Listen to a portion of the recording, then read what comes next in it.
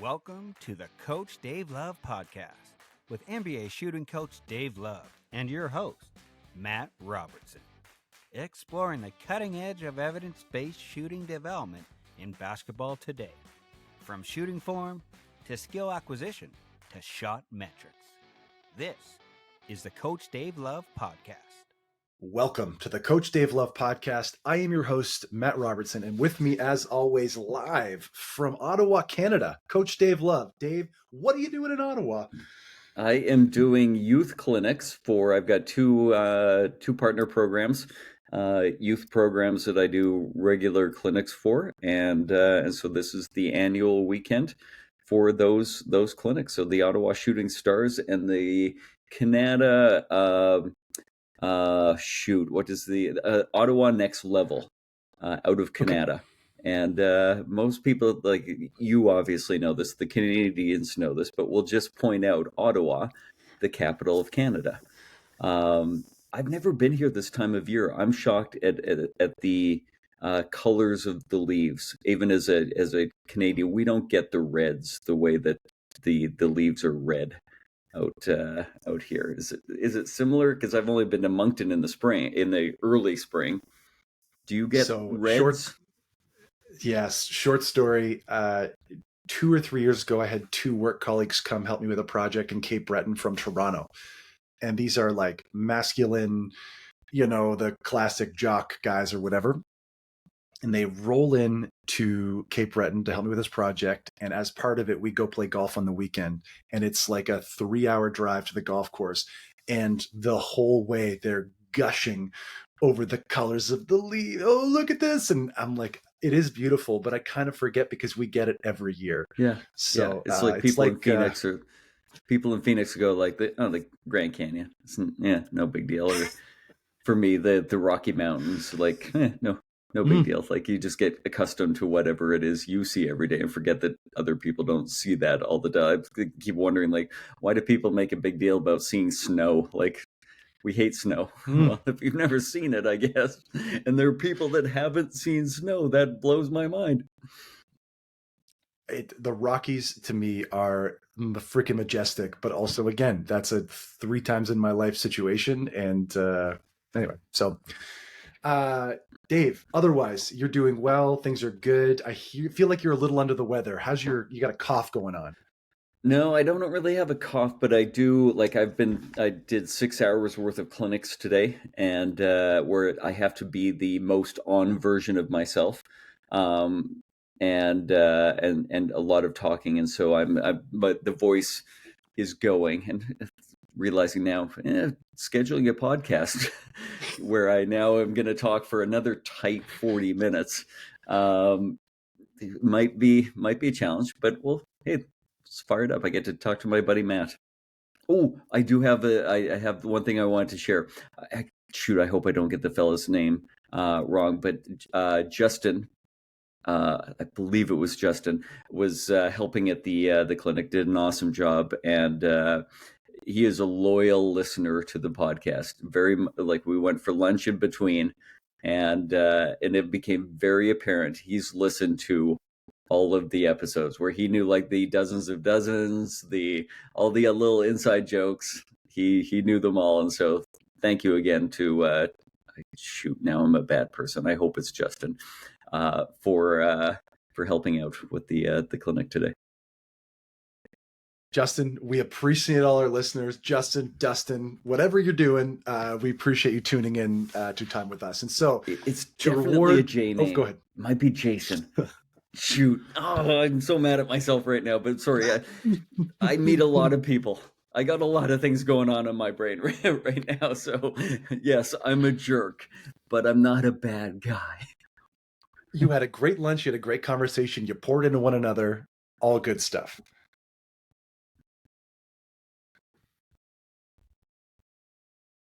Okay. Awesome.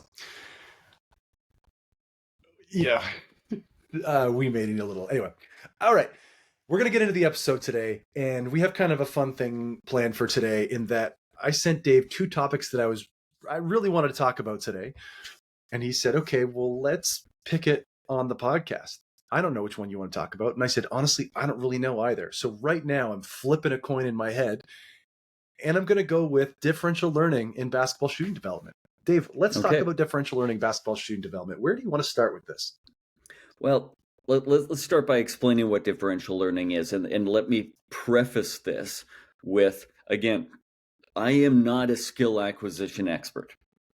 I am learning and have been for a while about these ideas.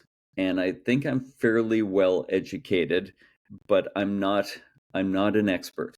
And I'm hoping that by saying this, other coaches feel empowered to also learn and not feel like they need to be an expert. I remember how intimidating it was to start down this road, start to learn about these concepts, read research paper where you go, I haven't got a clue what this person is talking about.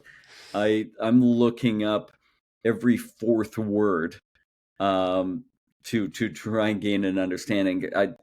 I'm essentially trying to do, man, this is going to be a weird reference. I'm essentially trying to do Harry Carey.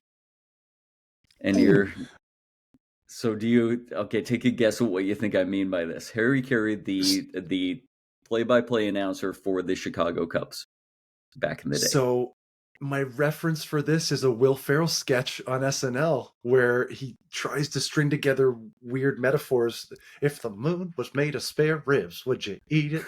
Not it. No, not it. Harry Carey made a big deal. He would sing before they had celebrities come in and sing the "Take Me Out to the Ball Game" in the seventh inning stretch. He would lead the song, and he felt like it was very important for him to lead the song because he was a horrible singer.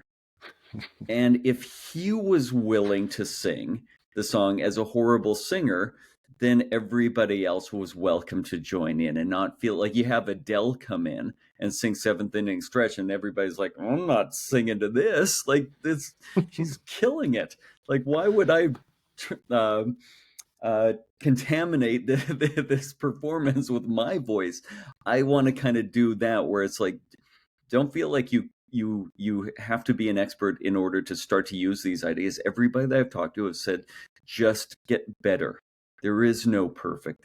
There is no full understanding. This is a constant evolution in using these ideas in coaching. And so just pick something and get going with it. And by making any progress, you're going to be a better coach. I told a couple of coaches in a coaching clinic recently, no problem. I said a very similar thing. And I also said, like, I know even less than Dave does. Dave is my frame of reference for all of these topics. But if you want somewhere to start, the podcast we did with Chris Oliver is an awesome place to start because there's 7 or 6 skill acquisition ideas or whatever the number was in that podcast.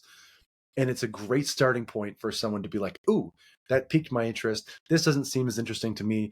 Challenge point I like, add a decision I like, and go on from there. So yeah, it's at least a starting place. And Dave, we are behind you, but we're trying to catch up. All right. Well, I appreciate that. So let's talk about differential learning and what it is. In my understanding, differential learning is essentially adding variability to, in our case for shooting development, to the movement pattern so that players have to explore the sandbox as we've described in the metaphor many times. That rather than encouraging to stay in one place and do the same thing and master the perfect form, intentionally adding different movement patterns. And you can do this either to disrupt an ineffective stabilized pattern, meaning something that somebody is very comfortable with, but is helping them be bad, not helping them be good. You can use it to interrupt that pattern, get them to just do something else, or to add variability to an already stable movement pattern that we're trying to explore around. but then I try and make sure that that I'm using it to introduce appropriate amounts of variability when the player is stabilizing a new movement pattern. Can you give me a couple of real examples of how you would add variability and what you mean by adding a movement pattern? So just kind of like break down what you just said to me in simpler, more practical terms. Yeah, so I'll start with the movement pattern, and I love these kind of questions. Like, I think this is great, so keep asking me to clarify different things. By movement pattern, I'm really just talking about like your shooting form. Like when we shoot the basketball, we move different body parts in a certain sequence. That's our movement pattern. And sometimes we'll have a sequence where, hey, the elbow goes way out. And so my sequence is at a certain point, my elbow starts to move out, my hand leaves the middle of the basketball, I'm pushing the ball offline. That's the movement pattern that I have. And the second part was like, what was the second part of your question, Matt? When you're adding variability, so is this like I'm trying to, on this shot, look like Kevin Durant and bring the ball up the other side of your body to the like, can you talk about the ways you add variability in those situations? Yeah, I'll explore a whole bunch of different things. So keeping in mind, I generally work with weak shooters to improve as shooters. So I'll do this in a more controlled way than somebody who works with Steph Curry. Steph Curry's shooting coach should be adding a ton of variability. I'm adding some in a very controlled way, and I'm trying to determine, first of all, am I trying to interrupt the existing pattern? Am I trying to just like get them out of what they're currently doing and doing anything new? Because that's sometimes our starting point. Sometimes somebody is so poor, like the way that they shoot the basketball is so flawed, and it's so cemented, like it's so stable for them, like they can't not do this. That sometimes it's just like, okay, just do anything else, like make every single mistake, and I'm just trying to start by getting them to do something different. I don't like to live in that space for long, because with a weak shooter, I just don't want to give them another bad habit for the sake of not having the first habit. I do want to try and guide them towards, but sometimes you have to start by just interrupting. So that's going to be kind of where I start. And through the episode, like we'll get to like the really actionable ideas and hammer action of like how I do this in a variety of different ways. We've touched on them in other episodes, but I'll try and dive in a little bit more. No, that's okay. I to be honest, your initial explanation was a little sort of high level and abstract, and to be honest, didn't really understand in the more specific context, in the player context, what it meant. Yeah, and great. So keep clarifying, and if you're a listener and you still don't get it, like Matt, I hope you're starting to.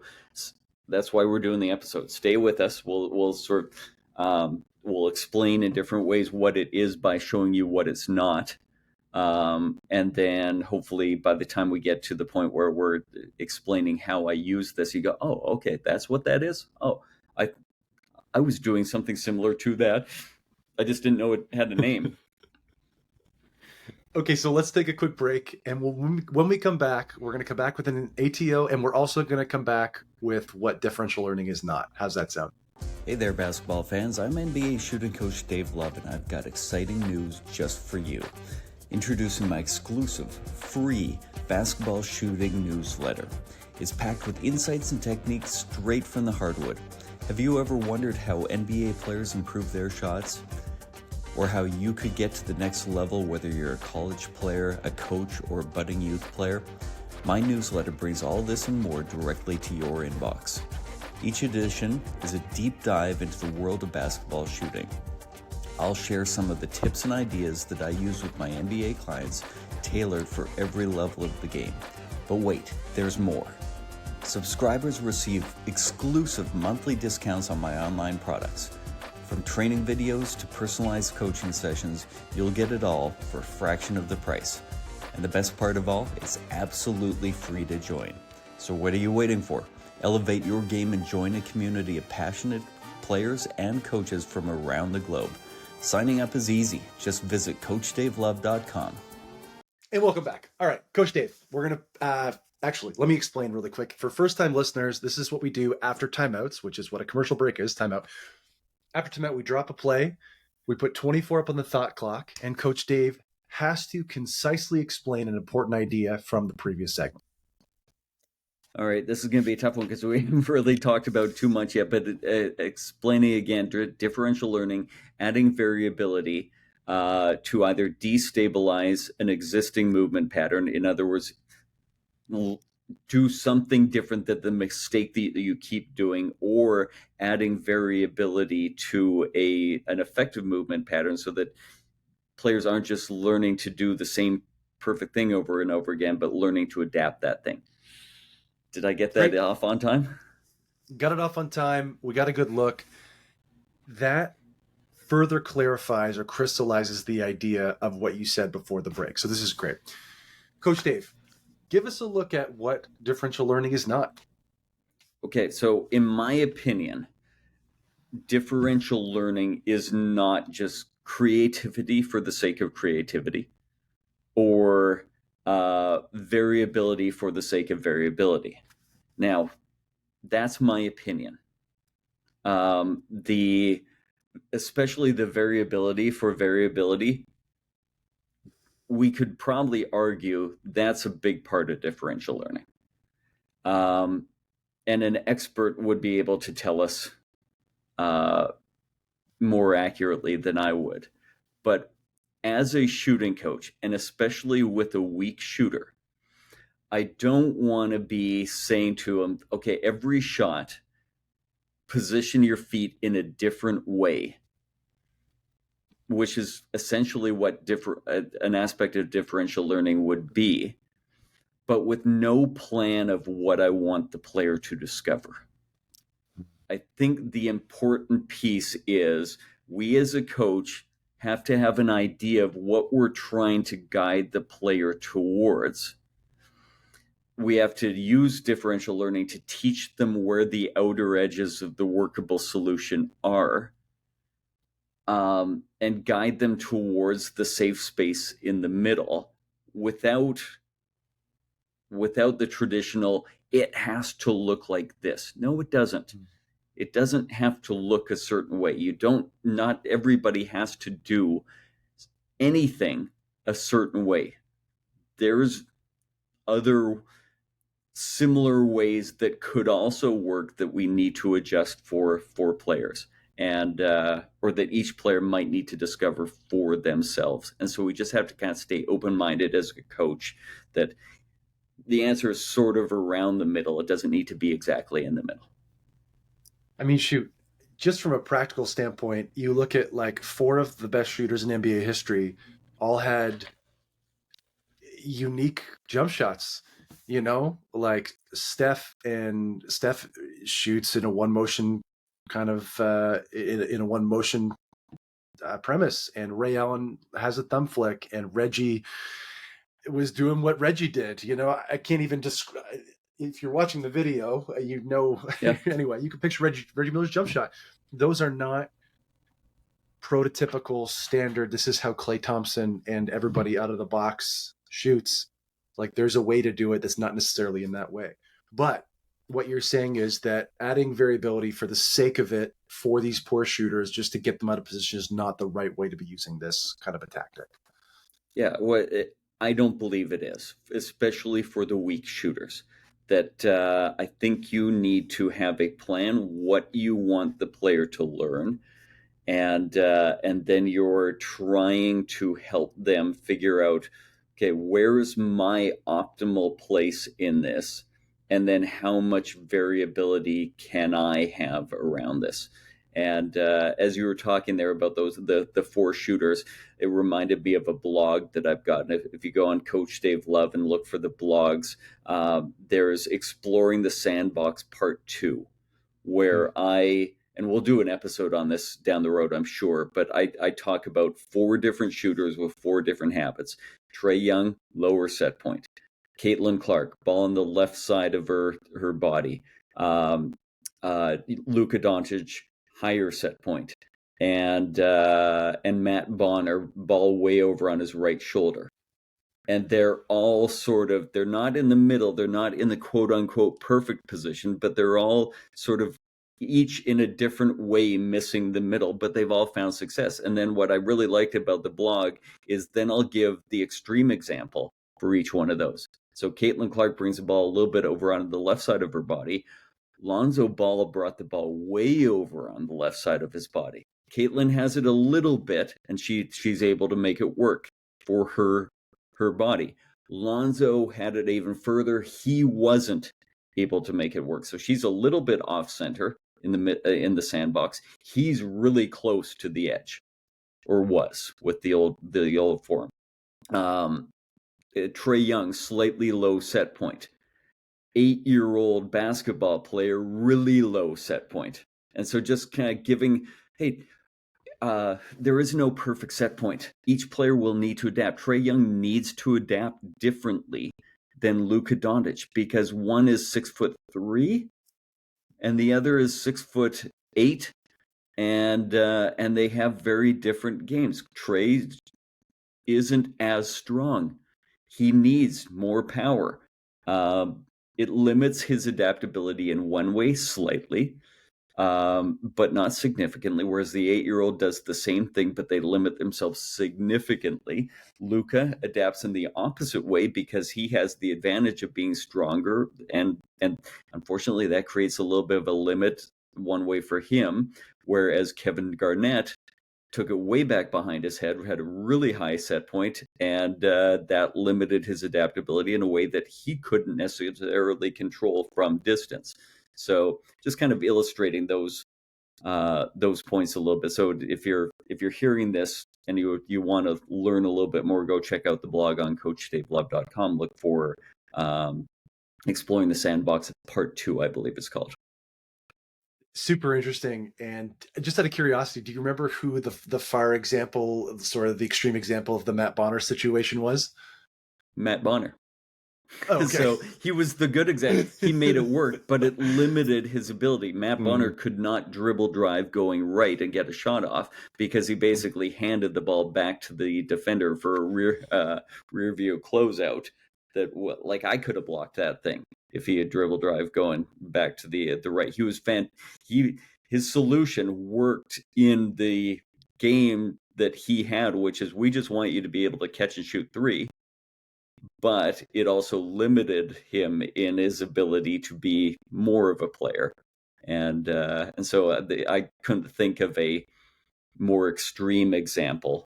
So he's both the person that made it work and the person that was limited by making it work.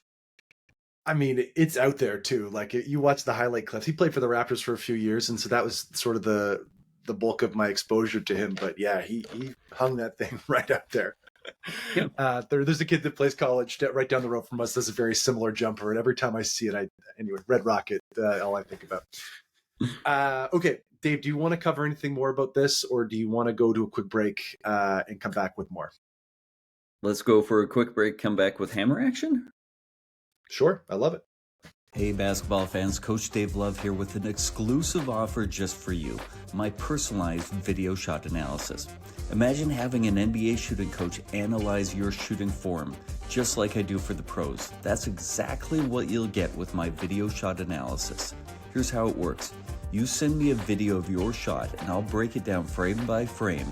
I'll pinpoint your strengths and identify the areas of improvement and give you tailored advice to take your shot to the next level. You'll receive a comprehensive analysis designed just for you. Whether you're a beginner or an aspiring pro, my feedback will help you shoot with confidence and precision. It isn't just feedback, it's a game changer. With my video shot analysis, you're not just practicing, you're evolving, and every single shot counts. Ready to transform your game? Visit CoachDaveLove.com/store to learn more and get started. That's CoachDaveLove.com/store and look for video shot analysis. All right, welcome back. Coach Dave, we're going to put 24 up on the thought clock and give us a concise look at an important thing we talked about in the last segment. When you use differential learning, make sure that you still have a plan. You're going to encourage the different movements to explore the workable space in this sandbox, but you hopefully have an idea as a coach what you're trying to guide the player towards discovering. And if you don't have an idea of the workable solution, the thing that you're trying to get them to discover for themselves, then maybe you shouldn't be working on that particular skill, because we don't want to just teach for the sake of add variability for the sake of variability. Again, I worried that I was like, the whole last 10 seconds, I'm like, shot clock's ticking down. Come on, Dave, get this thing off. I wasn't going to give you the violation. No, that's great, Coach Dave. Thank you. I do.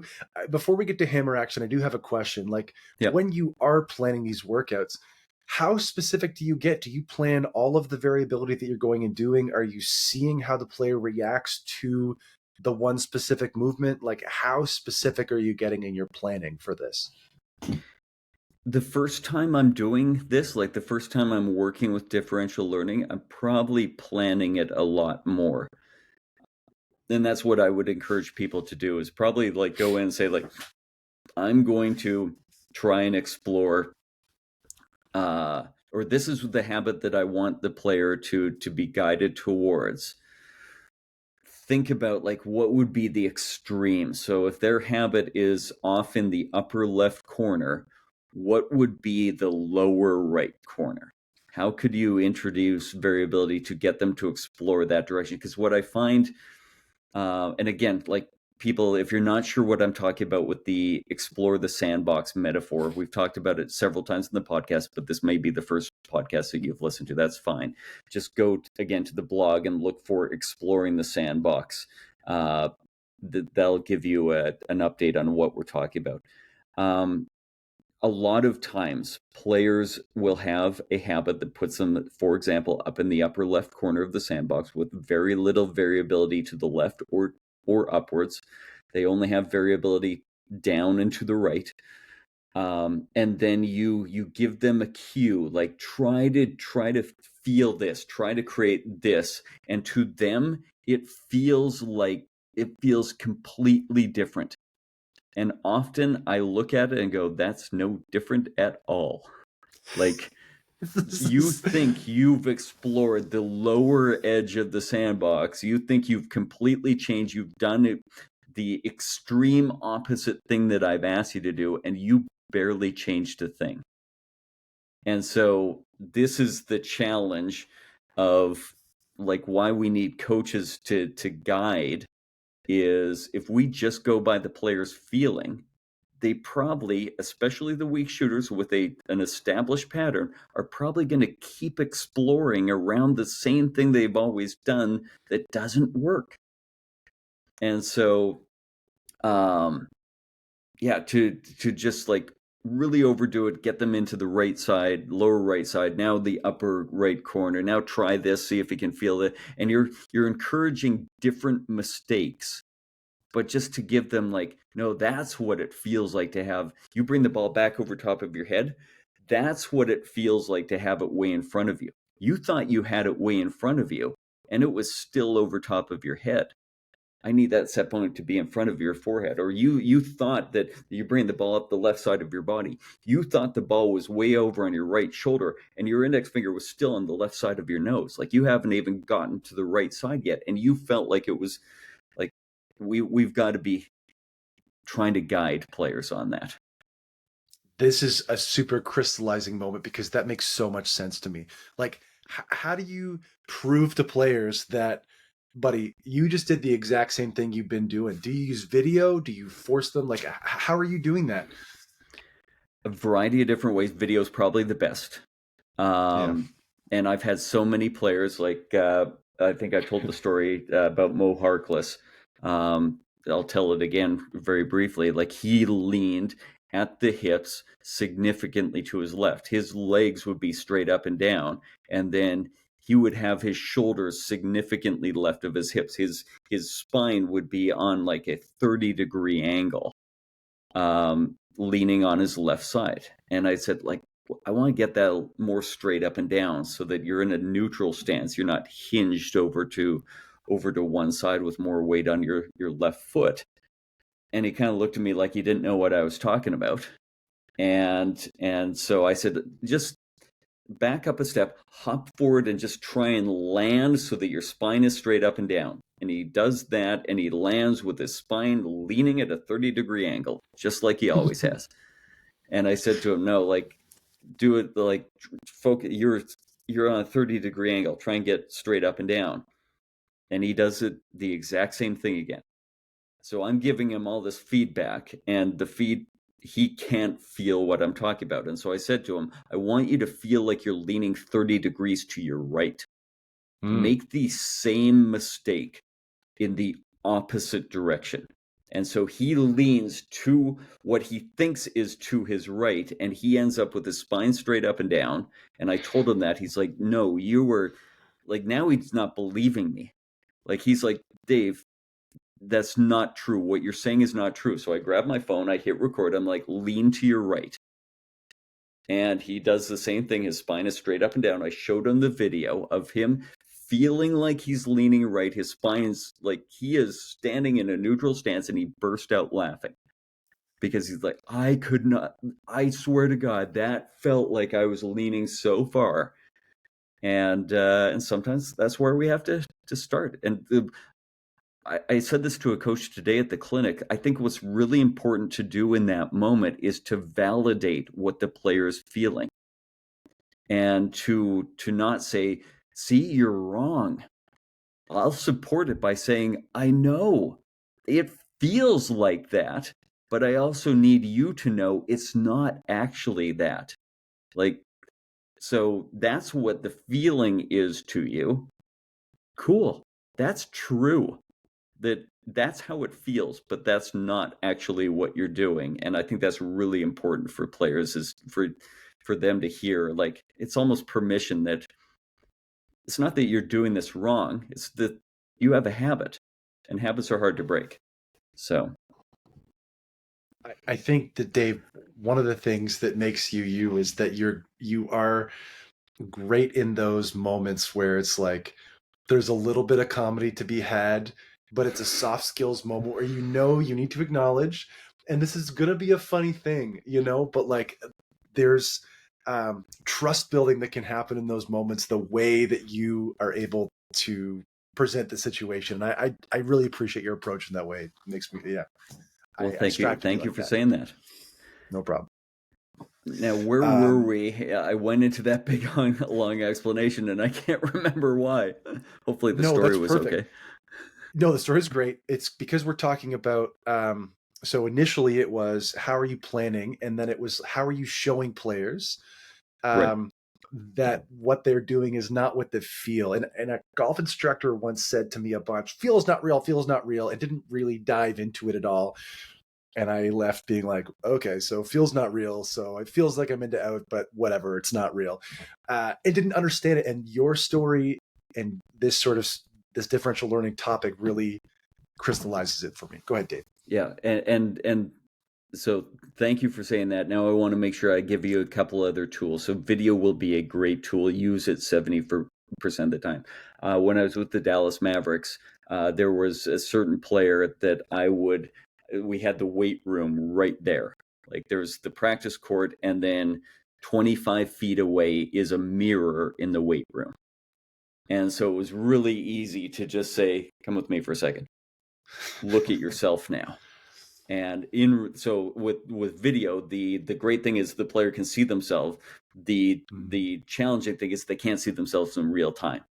So just taking them to the mirror now they can see themselves in real time. Unfortunately, we don't have a hoop there, so that's the limit on that side. But that's another way, and you're just searching for ways that resonate with that player. How do they need to have the aha moment? And the other one that I'll use all the time, especially for players that bring the ball back behind their head, is I'll say, okay, well, so this is where the set point is for the people that are listening to the podcast. I've got the ball sort of in front of my forehead, above my eyes, but in front of my forehead. And I'll say, if this is the position we want, then I should be able to put my hand sort of above your forehead, and you won't touch my hand, right? Like if I put my hand here, if the ball's in front of you, then you're not going to touch my hand, right? Right. And the guy, yeah, totally. No, I won't touch that at all. And then they bring the ball, and it's like a hard smack of the ball into my hand. And I'll go, now, you felt the ball touch my hand, right? And you didn't graze it. You didn't gently. I don't want to make this weird. I was going to, but I'm not going to. You didn't gently graze my hand. You smashed the basketball into it. So if my hand wasn't there, how far back was that ball going? And those are like just different ways that you can kind of help the player realize what is actually happening. I love that story.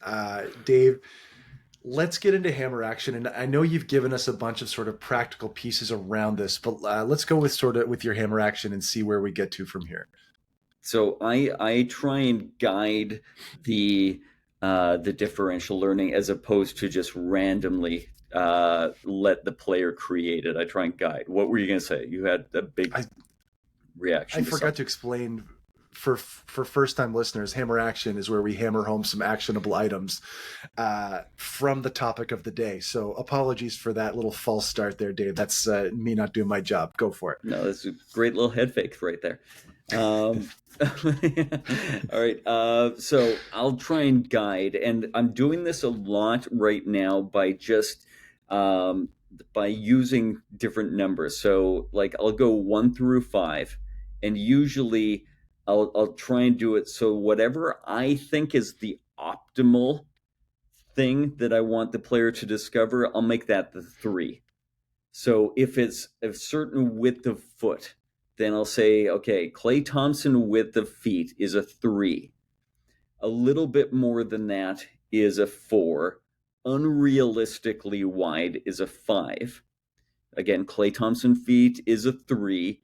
A little bit narrower than that is a 2, and then unrealistically narrow, you're going to have trouble controlling your movement, is a 1.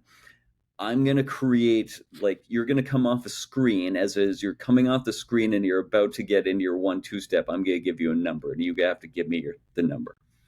And then I'll try and guide them a little bit more, where as they're coming off the screen on the first one, I'll try and give them the ideal number first. Like, give me a 3. And maybe what they think is a 3 is actually a 2. Then rather than just tell them that, I'll ask them, was that a 3? Because maybe they go, oh shoot, no, that was narrow. I'm like, oh, good, okay, I don't need to say it. They already know. And I'll just support, yeah, I agree. That was okay. So come off this one. You accidentally gave me a 2. Give me another 3. And okay, maybe they're able to get to the position that I think is going to be the optimal. And I'll say, good, really like that one. Give me a 4 now. Show me a little bit wider. Guide them in the opposite direction of where they tend to make. Then I'll circle back. Give me a 3 again. So I try and just keep reinforcing often what I think is optimal. And it will often happen that their 4 is my 3. So they come off, I have to say 4 in order to get what I think is going to be the most workable solution. And so maybe I just keep leading them 4, 4, 4, and we explore around 3s, 4s, and 5s, because I don't want to go to 1s. That's the habit that I don't want to practice a whole lot. I just mix it in to give them some variability, to almost give them a problem. and I'll say like, all right, give me a 1. We know we don't want a 1, but give me a 1. You feel that? You feel okay? You felt you weren't stable? Good. Solve the problem. Give me a 3. And just trying to continually reinforce. So that's how I kind of do it with balance. I'll do the same sort of thing with if a player brings the ball up the left side of their body. I don't think you can get the middle of your hand underneath the middle of the ball as well. So I'll say, listen, the ball coming up the middle of your nose, like you almost shooting the ball up your nose, that's a 0. Anything on the left side of your body as a right-handed shooter, that's like an inch to the left is a -1. 2 inches to the left is a -2. -3, we're probably not much more than that. Okay. An inch to the right is a +1, an inch to the, or 2 inches to the right +2, and so on, so on, so on. And I'll say, I feel like you need to be around a +2. I want to get you close to the middle of your body, but you're not flexible enough to be fully in the middle of the body. Let's get to a +2. And just same sort of thing, maybe add a little bit of movement to it, add a catch to it so they have some variability, and then just guide them. Give me a -4. Like really make a mistake. Good. Now let's see if we can correct that. What do you think a +4 feels like? All right, good. I agree. That's a +4. Give me a +1. No, that's a +3. Show me a +4 again. Yeah, okay, there's +4. Now give me a +1. No, that was a -1. And just giving them what you see, encouraging the variability. But again, I keep repeating, but it's important, guiding them towards what we want them to discover. And maybe I went in with the feeling that I want shooters to be a +1 or a +2. And maybe this player's better at a +3. Maybe they're better at, all right, it doesn't matter what I think. It's what works for them. So for the player, let's go back to the balance piece you're talking about. For the player who's about a 2, so a little narrow, and you're guiding them towards the 4 or their 4, which is really a 3. At what point do you say, that's where I want you? You know, you've done enough reps that you see how balanced you are when you're a 4. Do you get to a point where you're like explicitly, this is what I'm talking about? Yes. But it's not, it wouldn't be phrased in that's where I want you, or I might accidentally say that if I'm being totally honest. But what I would want to say is, I feel like that's the best spot for you. What do you think? How do you feel about that? Like, I think that's like, we're using my experience as a coach, but they're far more experienced in them as a player. Now, they also have a lot of experience in doing it wrong. And if they knew how to solve it, they would have solved it already. But so it is a collaboration, but their voice is very, very important, especially as it becomes educated. You change the entire feel of, we said the same thing. That's where I want you. And this is where I feel you are best. How do you feel? You change the entire feel of that by just turning it around and saying, what does this mean to you? How does this react with your body? Like, you change the entire feel of that. That is truly actionable, not just in differential learning, but just in trying to teach anything on the skill side of things. That's powerful.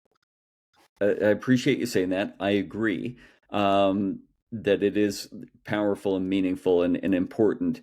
So let's talk about what happens when the player says, I don't know, Dave. I feel way better at a 1. And I know in my head, the 1 is not going to work. The 1 is not going to allow them to be stable. I'm not going to say no, or I'm really going to try and avoid saying no. I'm going to say, okay, let's explore that. And then I'll give them the situation in which a 1 probably isn't going to work. All right, so show me where you want your feet. Oh, that close together? Okay. All right, what I want you to really do, like really come off the screen hard, like full speed, and try and be in that position. And often, so I'm allowing them to shoot a 1 in a hard situation, knowing that they're going to get. Often they will naturally go to the 3, but not realize they've done it. And so if I can see it, then I say, all right, you felt good about that one? I feel good about that one too. Like I really like that because it wasn't a 1. I know it felt like a 1 to you, but it wasn't actually. That was a 3. And if they don't believe you, then you take video. Okay, do it again. See? Like we're talking about the same thing. We both want the same thing. It's just it feels weird to you, or you've got a little mental hang up about it. Or they come off the screen, they go to a 1, and maybe they make it work. I mean, it doesn't. Some of these things just don't work, and we know they don't work. But some of them, certain people can make work, and sometimes I have to eat crow and go like, all right, most people can't do that, but you can. So a lot of 1 in a million athletes. A lot of 1 in a million athletes in the NBA, right? yeah. So, and a lot of coaches that have pre-existing or preconceptions that aren't always accurate, myself included. And do we want to do one more? Like, I think we've talked about how I do this with ARC. But do we want to go into that? I guess now I've Sure. brought it up, I kind of have to in case this is somebody's first episode. I was going to ask you a question about this earlier, and I was like, I feel like this is part of the practical, and so I let it ride. So yeah, this is great. Go for it. Do you have the question now, or have we already answered it? Do you want to wait because you know it's going to come up after this? No, I was going to ask you specifically about the arc in 1 to 5. Like this was a thing, like a reference that I was going to make, and so ride with it. Perfect. So there was a player with the NBA G League Ignite who shot a flat shot. And we spent a bunch of time working on the physical habits that should have created more arc, but he still, even doing these very deliberate drills, would revert back to his old movement patterns, still shoot a flat shot.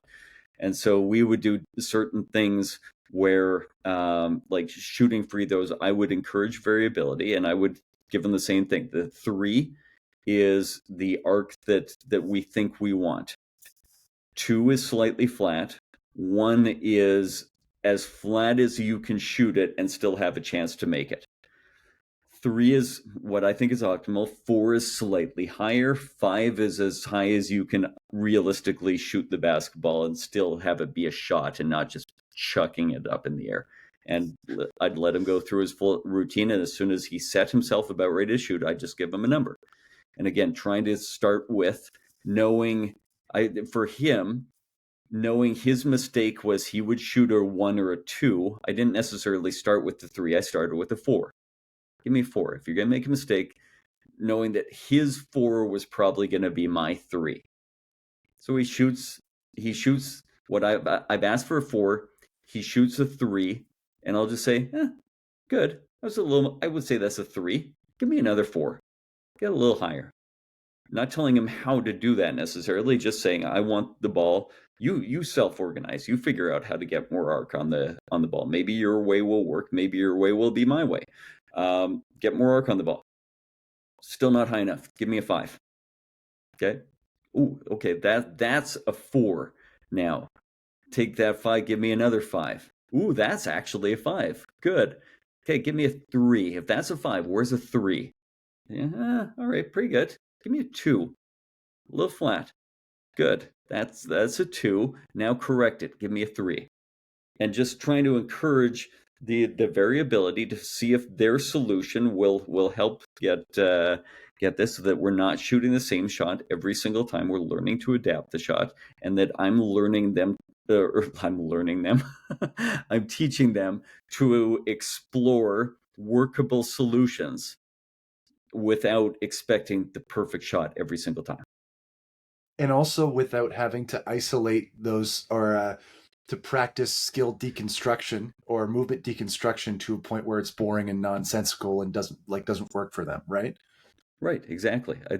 Matt, you're getting so good at this.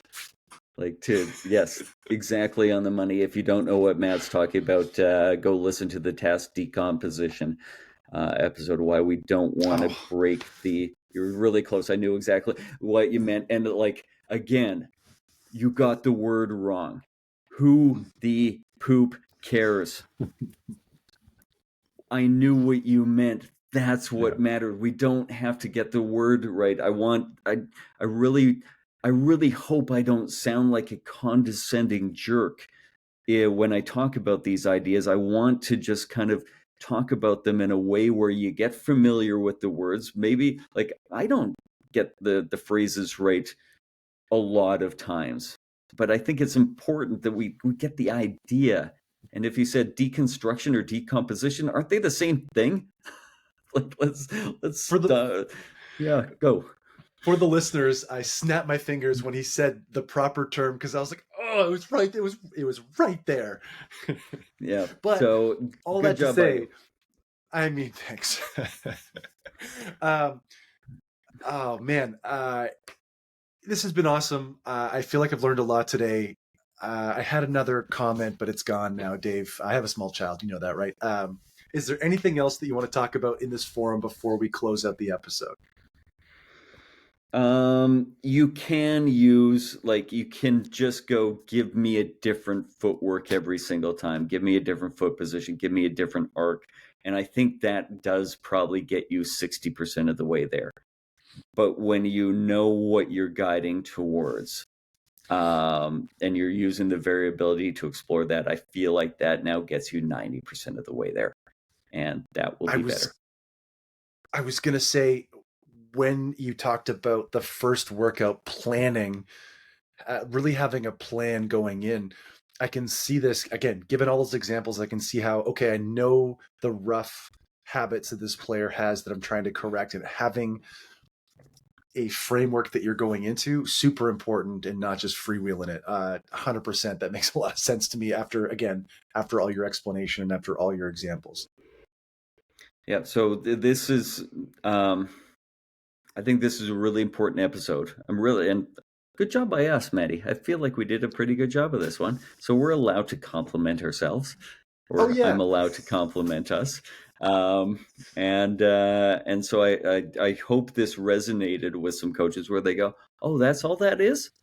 Okay, yeah, that I know that makes sense on how to work on that. Start there. If you're a skill acquisition expert and I got something a little bit wrong, send me a message and let me know what I got wrong so I can get a little bit better. And then let's all just keep trying to move in this direction of actually having a purpose in how we coach, and not just having these theories that we can give made up evidence to support why we're doing what we're doing. But let's go with the actual evidence that we have, that has been out there for decades. Imagine.